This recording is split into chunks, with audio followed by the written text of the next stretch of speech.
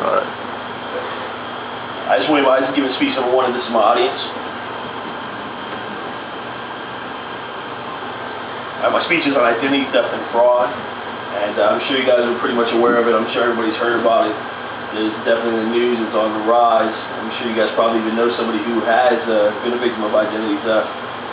One case that stuck out in particular to me, especially based on security clearance, which is important to us in our job, as well as anything we try to do once we get out of the military. There's a guy named David Caruso that I read about in Wall Street Journal, who was a civilian contractor working construction for the Department of Defense, and he was a victim of identity theft up to the tune of $900,000 worth of merchandise, gambling online, as well as telephone services, and he spent $100,000 of his own money to try to clear his name, which he still hasn't to this point because he's continuously getting hits on his credit report.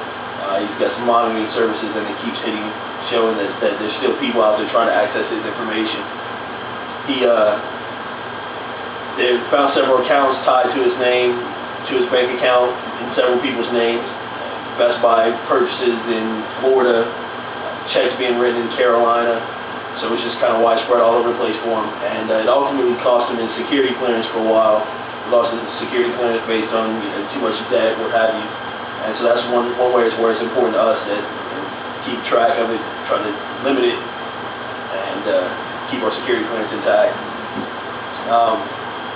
The Department of Justice stats show that there's 11.1 million people were victims of identity theft last year. That's 1 in 20 adult Americans.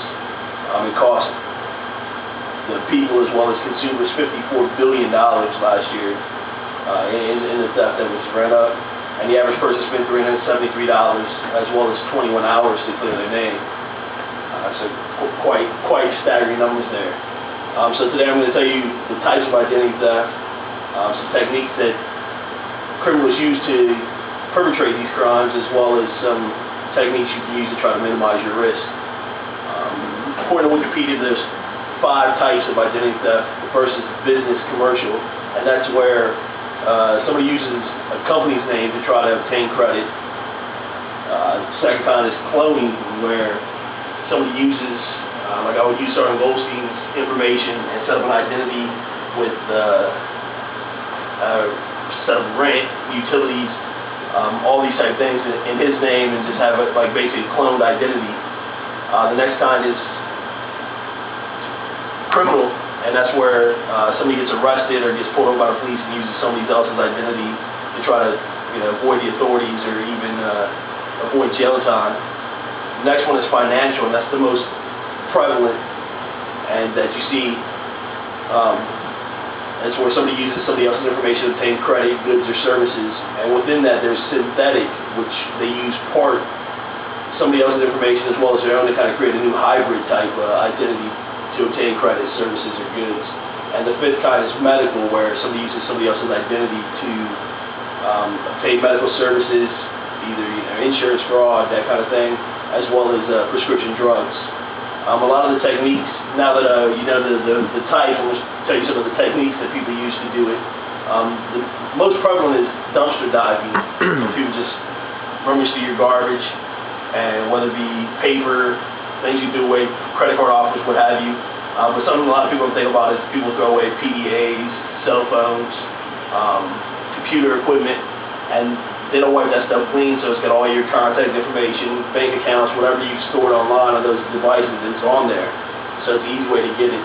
Another one is hacking, where they'll use keystroke information, malware, spyware, or just hacking into a commercial database somewhere that stores that information.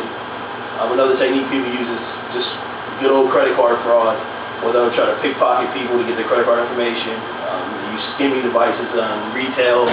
So when you swipe your card at the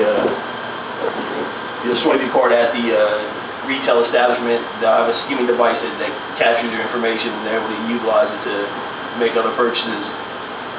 And then probably the easiest one to avoid is mail fraud, and that's just people not having a secure mailbox, so they'll steal your mail, or they'll put in a change of address form for you and have their mail go to your house, or their house, I'm sorry, and open up credit cards in your name, what have you.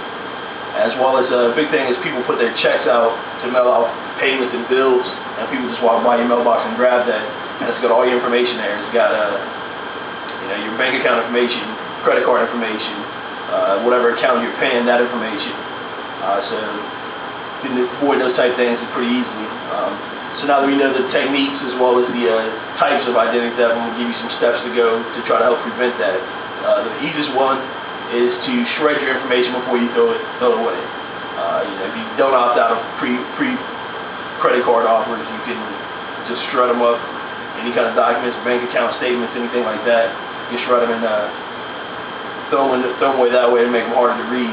Next thing you can do is you can get a secure mailbox, whether it be a P.O. box or even just a lock in your mailbox at your house. That way you don't make it easy for people to just walk by and grab your mail. Next thing you can do is have bank accounts like credit cards or checks sent to the bank and go pick them up there. Another thing you can do is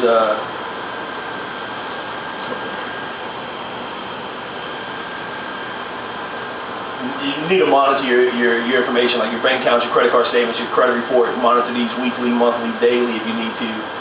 Just look for suspicious activity and report it immediately.